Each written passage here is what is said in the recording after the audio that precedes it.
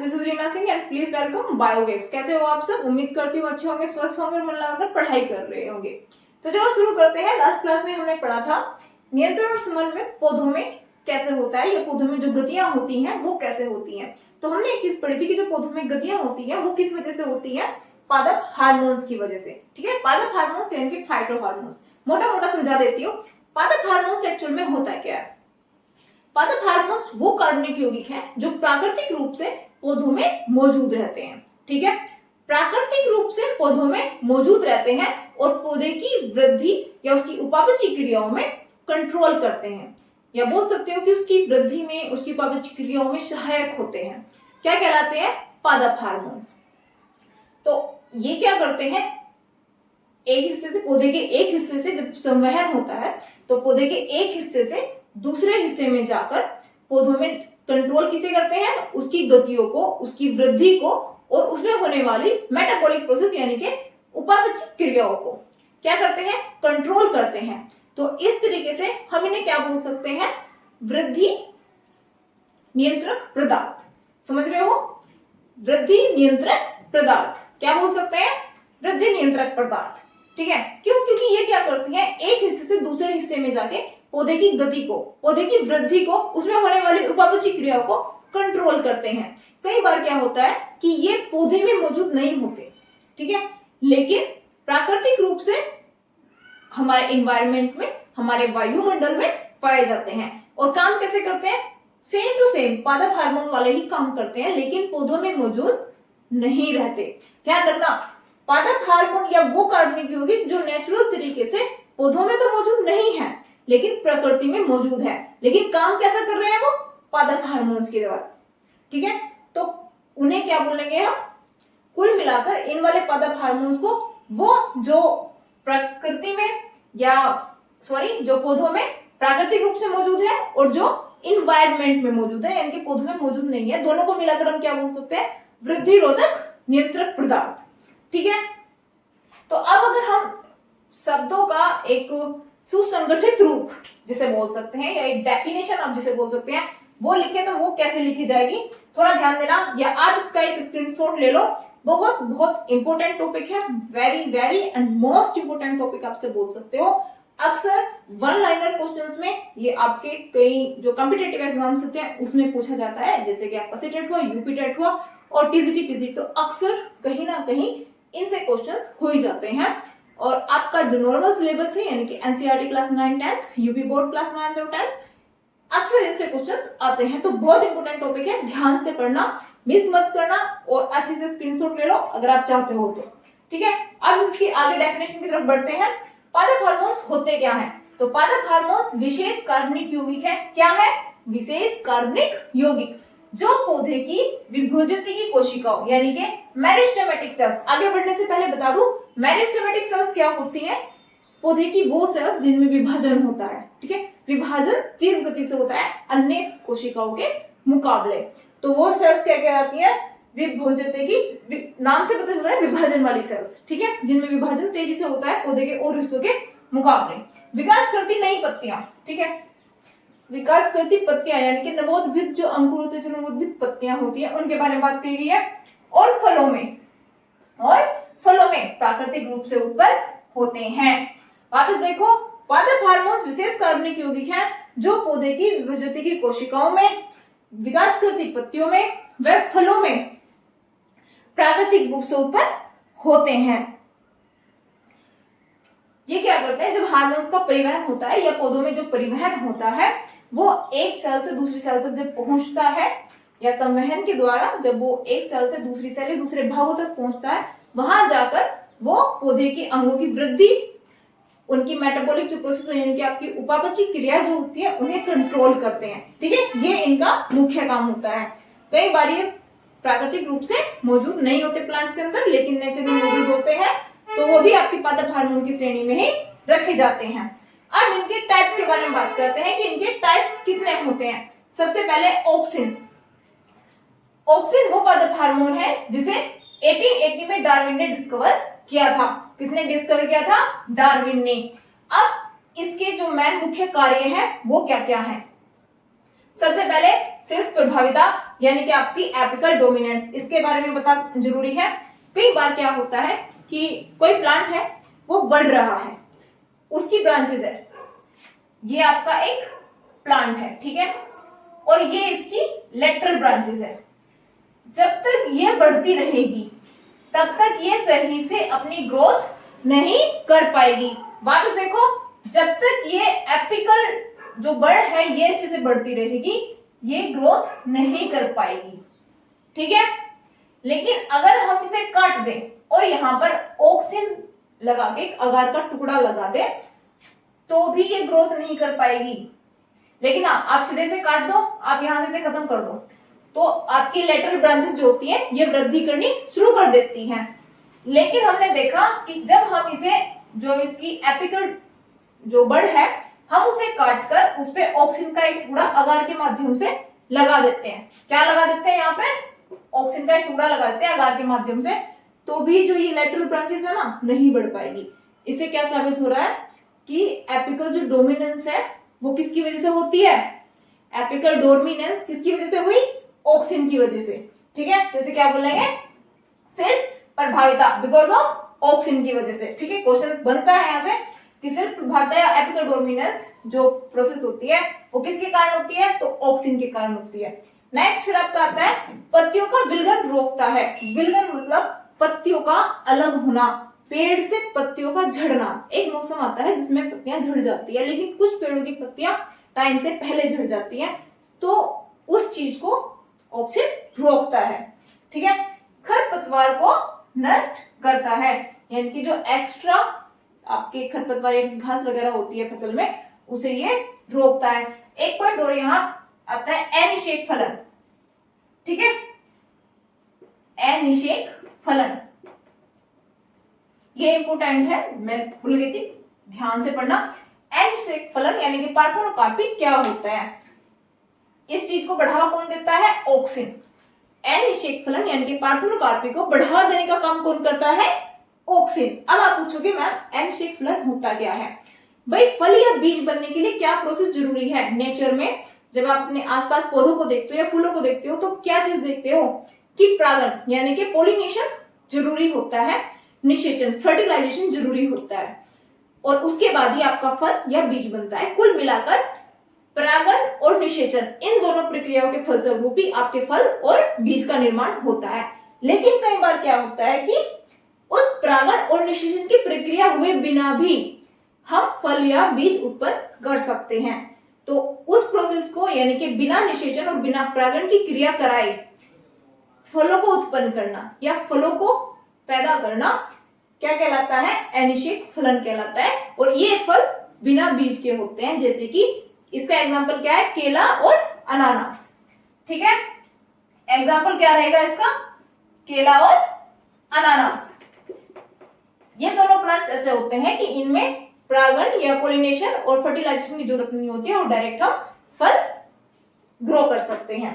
Next फिर आपका आता है जिब्रेलिन। जिब्रेलिन को 1926 में कुरोसावा ने डिस्कवर किया था। किसने डिस्कवर किया था? 1926 में कुरोसावा ने। अब इसके जो मेन फंक्शन है वो क्या है? बोने पौधे की लंबाई में वृद्धि करता है, यानी कि पौधे के जो बोने रह जाते हैं, जो शॉर्ट पौधे रह जाते हैं, उनकी लंबाई में वृद्धि करता है। तो सीधे सीधे निकलता है कि लंबाई में वृद्धि जो कर सकता है वो कौन कर सकता है? जिब्रेलिन। दूसरा, फूल बनने में मदद करता है, ठीक है। किसमें? फूल बनने में, इनकी फ्लावरिंग जो होती है उसमें हेल्प करता है। बीजों की प्रसुप्ति भंग कर अंकुरित करता है, यानी कि बीजों की डोरमेंसी जो होती है उसे भंग कर यानी कि उसे तोड़कर बीजों को अंकुरित करने में हेल्प करता है। कई बार क्या होता है कि कुछ जो बीज होते हैं नेचुरल में वो एक लंबे टाइम तक नहीं ग्रो कर पाते।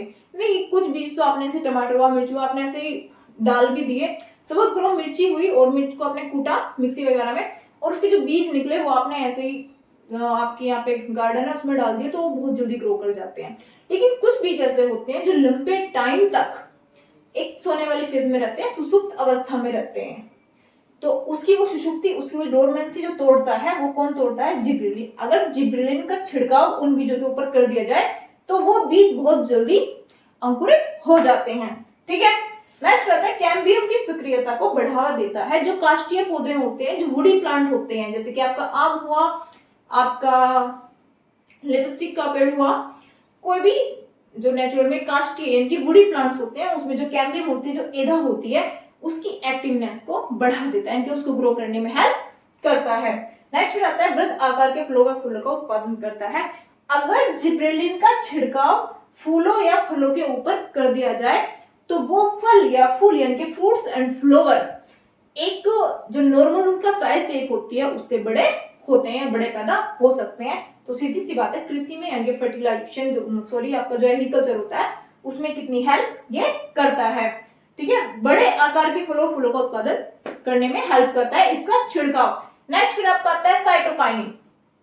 साइटोकाइनिन को जो डिस्कवर किया वो किसने किया? मिलर ने 1955 में। ठीक है, इसके काम क्या होंगे? ऑक्सिन के साथ मिलकर ये काम करता है। ठीक है, अकेला काम नहीं करेगा, ध्यान दो, ऑक्सिन के साथ मिलकर काम करेगा। क्वेश्चंस बनते हैं कि ऑक्सिन के साथ मिलकर काम कौन करता है? साइटोकाइनिन करता है। जीर्णता को रोकता है। जीर्णता मतलब पौधे का एक टाइम पीरियड से पहले, उसका टाइम पूरा होने से पहले उसका बहुत जल्दी मुरझाना या उसका बहुत जल्दी रफली बहुत जल्दी सिकुड़ जाना, मतलब एक तरीके से उस पौधे का बेकार हो जाना, उस चीज को कौन रोकता है? साइटोकाइनिन। आरएनए एंड प्रोटीन बनाने में हेल्प करता है। किसमें? पौधों में। नेक्स्ट, पौधे को लंबा करता है। सेम काम कर रहा है जो जिब्रेलिन ने किया। ठीक है, ये वाला जो फंक्शन है वो सेम है, जो जिब्रेलिन कर रहा है वही साइटोकाइनिन भी कर रहा है ऑक्सिन के साथ मिलकर। नेक्स्ट फिर आपका आता है एथिलीन। इंपोर्टेंट है, ध्यान रखना, कई बार क्वेश्चंस में डायरेक्टली पूछा गया है, यूपी टेट में तो अक्सर कई बार आया हुआ है कि वो पादप हार्मोन बताओ या वो गैस बताओ जिसकी वजह से फल जिसका प्रयोग हम फल पकाने में करते हैं, तो वो एथिलीन है। क्या है? एथिलीन। एथिलीन को बर्ग ने 1962 में जेंट किया। उसके बाद सेकंड बात क्या आती है? ये हमेशा गैसीय अवस्था में ही पाया जाएगा। ये गैसियस फेज में होता है, गैसियस स्टेज में होता है। ये कोई सॉलिड नहीं होता, कोई लिक्विड नहीं होता है। कौन सी फॉर्म में पाया जाता है? गैस की अवस्था में। क्वेश्चन आता है कि कौन सा पादप हार्मोन गैसीय अवस्था में पाया जाता है, तो कौन सा पाया जाता है? एथिलीन। ध्यान रखना, एथिलीन। ठीक है, फलों को पकाने में, मादा पुष्पों में वृद्धि करता है। सबसे बड़ा जो मेन फंक्शन है वो ये है कि फलों को पकाने में हेल्प करता है। किसको? फलों को पकाने में हेल्प करता है। अक्सर आपने देखा होगा कि कच्चे आम तोड़ लिए जाते हैं, उन्हें किसकी हेल्प से पकाया जाता है?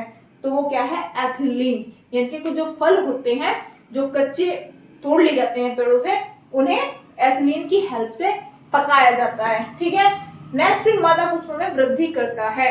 ये एक लिमिट से ज्यादा फीमेल जो फ्लावर्स होते हैं उनमें वृद्धि करता है। ठीक है, नेक्स्ट फिर आता है पत्तियों, पुष्पों व फूलों में विल्गन को प्रेरित करता है।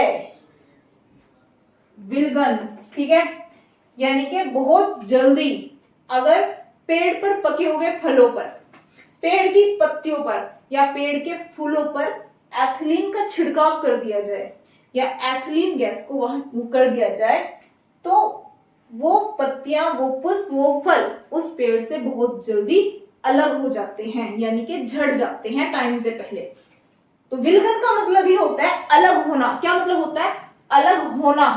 अगर एथिलीन का छिड़काव तीनों चीजों पर कर दिया जाए, यानी कि पौधे की पुष्प, पत्तियां और फल तीनों पर कर दिया जाए, तो वो टाइम से पहले झड़ जाएंगे। भाई क्या हो जाएगा?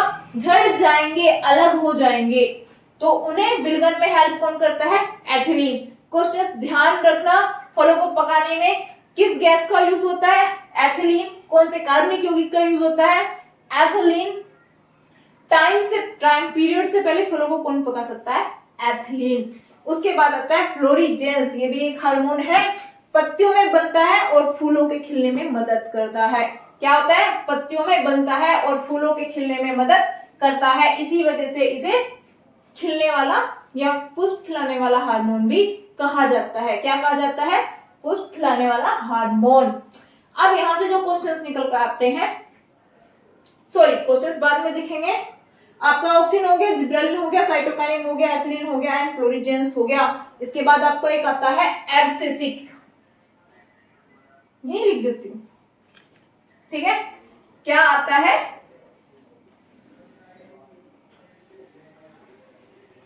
एब्सिसिक एसिड, एब्सिसिक एसिड, इसे क्या बोलेंगे? ABA। एसिड पुष्पों में पुष्पन का कार्य करता है। ठीक है, नंबर 1 पुष्पन का कार्य करता है। मैन जो इसका है वो क्या है? पुष्पन का कार्य करता है। इनकी फ्लोरिंग जो होती है आपकी वो एब्सिसिक एसिड करता है। ठीक है, नेक्स्ट इसका आपका आएगा कि ये पत्तियों के विलगन में हेल्प करता है। किसमें? पत्तियों के विलगन में।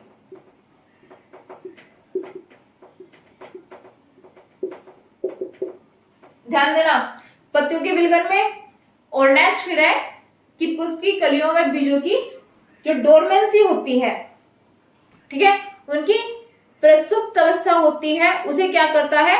कंट्रोल करता है या फिर रोकता है। भाई हमने क्या कहा था? जिबरेलिन जो होता है वो प्रसुप्ति भंग करता है। सेम काम एब्सिसिक एसिड भी करता है। पत्तियों की व बीजों की जो डोरमेंसी होती है या प्रसुप्ति अवस्था होती है उसे रोकता है। ठीक है,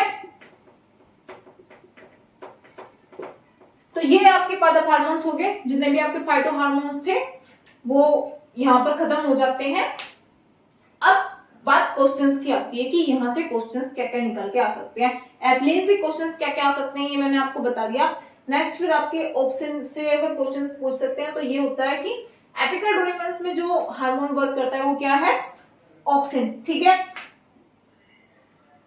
एनिशेक फलन को जो बढ़ावा देता है, ठीक है, जो ये प्रोसेस है एनिशेक फलन की, पार्थेनोकार्पी की, उसे कौन बढ़ा सकता है? ऑक्सिन। ठीक है, बिना परागण और बिना निषेचन के फलों का उगाना या फलों को ग्रो करना कौन कर सकता है? ऑक्सिन। अगर ऑक्सिन का छिड़काव किया जाए तो इस प्रोसेस को बढ़ावा मिल सकता है। ठीक है, नेक्स्ट फिर आपके अगर जिब्रेलिन से क्वेश्चन आ सकते हैं तो जिब्रेलिन की खोज किसने की थी ये पूछा जा सकता है। बीजों की जो डोरमेंसी होती है उसे भंग किसके द्वारा किया जा सकता है या फिर कौन से भंग कर सकता है? तो जिब्रेलिन है। फूलों के आकार में वृद्धि कौन कर सकता है? जिब्रेलिन है। एब्सिसिक एसिड पुष्पन का कार्य करता है, पत्तियों के विलगन में हेल्प करता है, पत्तियों व बीजों की जो डोरमेंसी फेज होती है उसे तोड़ता है, ठीक जिब्रेलिन के जैसे। एथिलीन का वर्क मैंने आपको बताया था कि फूलों के पकाने में जो मैन हेल्प करता है वो एथिलीन है। फूलों के खिलने में कौन वर्क कर सकता है? फ्लोरिजेंस। ठीक है, तो यहाँ पर आपके पादप हार्मोन भी खत्म हो जाते हैं।